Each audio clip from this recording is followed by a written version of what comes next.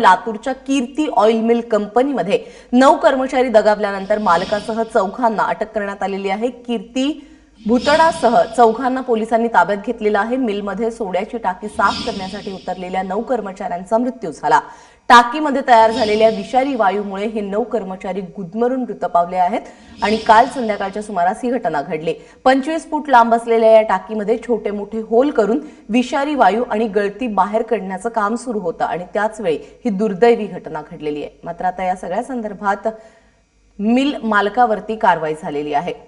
निशांत भद्रेश्वर आपल्याबरोबर आहे। निशांत, काय कारवाई होतीये मिल मालकावर? लातूरच्या एमआयडीसी पोलिसांनी कीर्ती भुतडासह त्यांचे जे 3 कर्मचारी आहेत त्यांना अटक केलेली आहे। काल संध्याकाळी जी घटना घडली त्याच्यामध्ये 9 लोकांचा मृत्यू झाला होता। एकूणच ही परिस्थिती अतिशय गंभीर होती। पालकमंत्री आणि कामगार कल्याण मंत्री संभाजी पाटील निलंगेकर हे तिथे पोहोचले होते आणि त्यांनी कडक कारवाई करण्याचा निर्देश दिले होते आणि त्यानंतर जे लोक आहेत त्यांच्या नातेवाईकांनी एमआयडीसी पोलीस ठाण्यामध्ये तक्रार दिल्यानंतर ही कारवाई करण्यात आलेली आहे।